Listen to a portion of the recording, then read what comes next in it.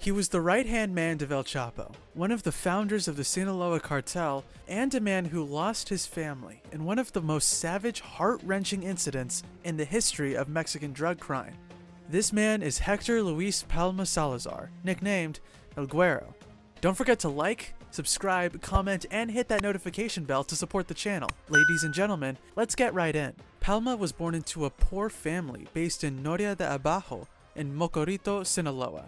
Leaving school after primary, he started out robbing cars to make a living.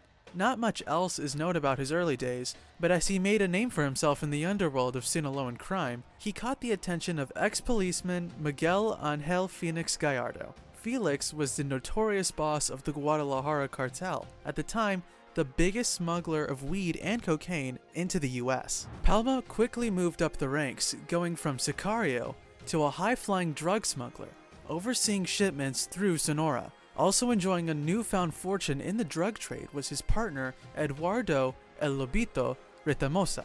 But when a cocaine shipment worth several millions of dollars was lost under joint supervision, Retamosa was brutally executed. Palma survived, but was accused of betrayal.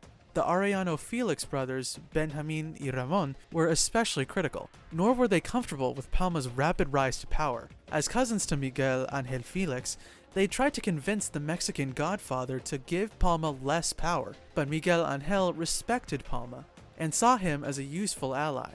His grit and business acumen were valuable to the organization, particularly after he befriended and started working closely with another recent member, Joaquin El Chapo Guzman. In 1978, US authorities arrested Palma in Arizona, where he was sentenced to 8 years of prison. A few years after Palma's release, Miguel Angel Felix was captured and sentenced.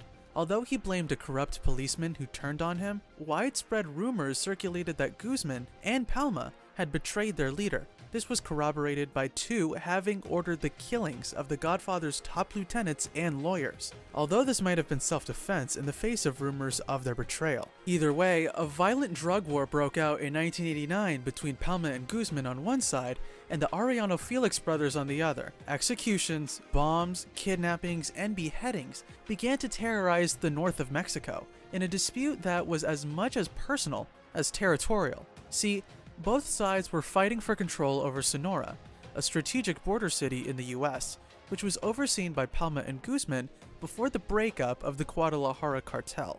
Now that Miguel Angel was out of the picture, and the Arellano Felix brothers were convinced of their former associate's betrayal, they could encroach on their turf. While the Arellano Felix brothers had established the Tijuana cartel, Palma, Guzman, and Ismael El Mayo Zambada formed the Sinaloa cartel. It was against this violent backdrop that a tragedy occurred which would change Palma's life forever. The Arellano Felix brothers contacted the services of a particular kind of drug lord. This man was called Salazar Rafael Clavel Moreno.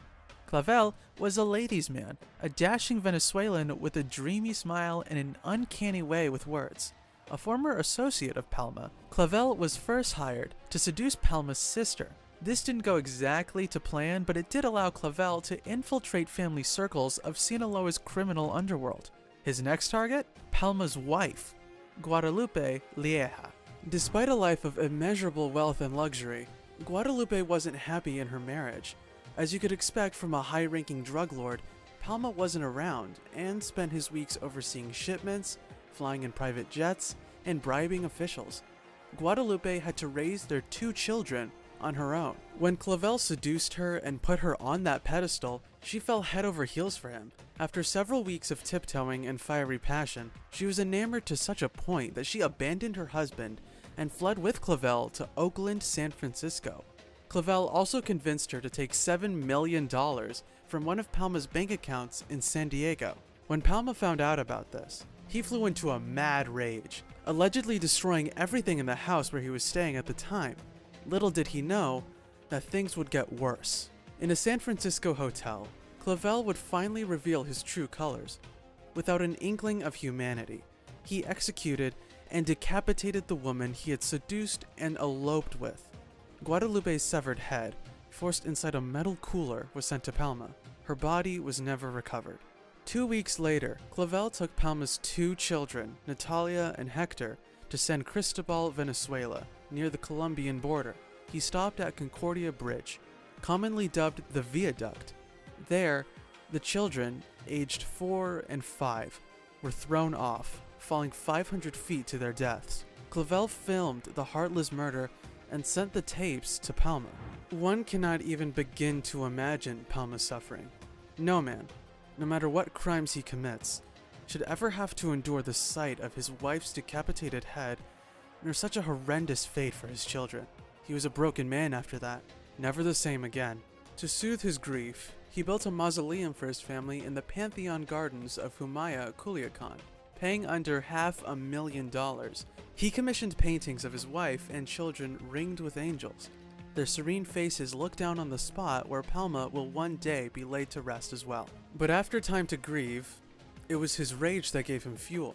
With the backing of Guzman and Zambada, Palma swore revenge for the massacre of his family and embarked on a bloody killing spree. Clavel's 3 children were executed. Clavel himself was beheaded while in prison. 3 of his accomplices were also savagely executed and dismembered. The executions of lawyers and more family members followed.